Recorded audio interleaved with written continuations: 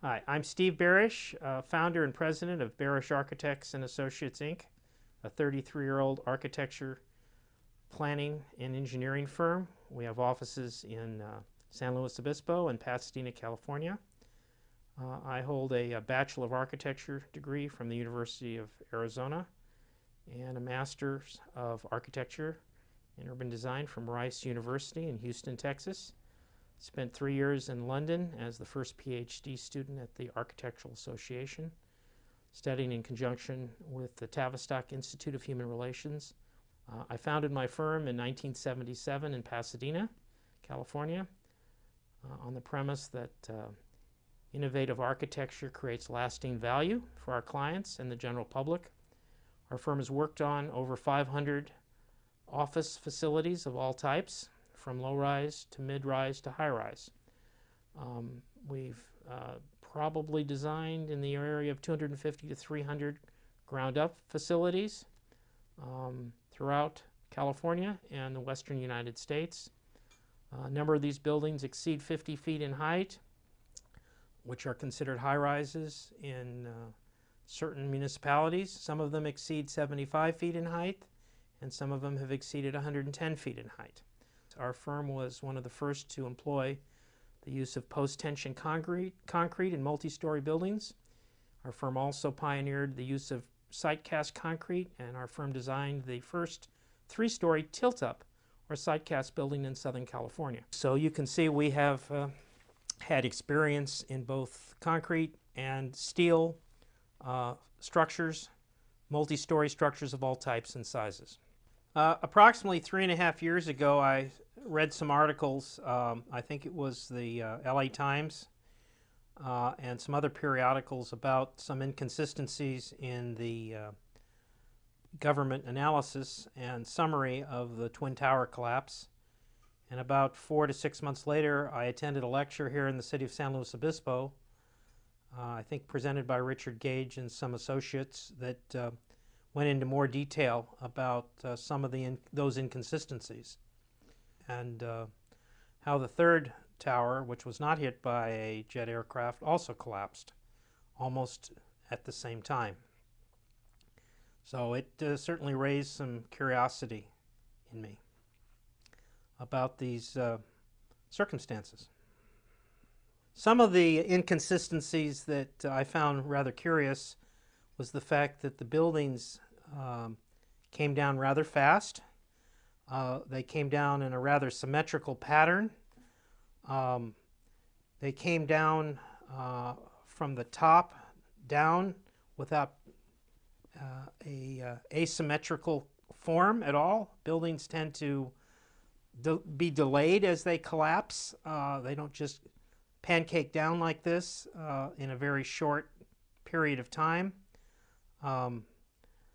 And it became obvious to me that with all the modern fireproofing techniques and life safety systems, which are checked constantly, the temperature, even with jet fuel, could not, in my mind, bring a building down this fast in this pattern. There would have to be some delays where some of the lower floors, which may have not been impacted by the crash, would support the collapsing upper floors for a period of time. And clearly a more asymmetrical pattern should have been present.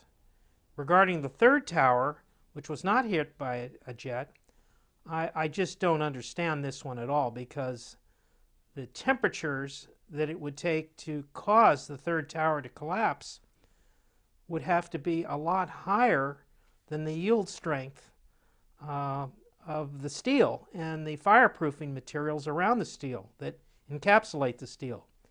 I'm sure that steel, both the beams and the columns, had at least a 2 to 3 hour fire encapsulation that would prevent the steel from being exposed to this kind of heat for a much longer time than actually happened. It also came down probably as fast as the Twin Towers, if not faster, in a much more symmetrical pattern. I don't understand it. Modern steel buildings do not behave in that manner.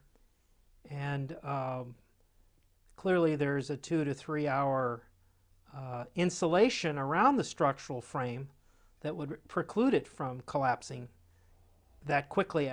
There might have been smaller pockets of fire throughout the building, but there was no major reason why that building would come down in the way it did, and as quickly as it did.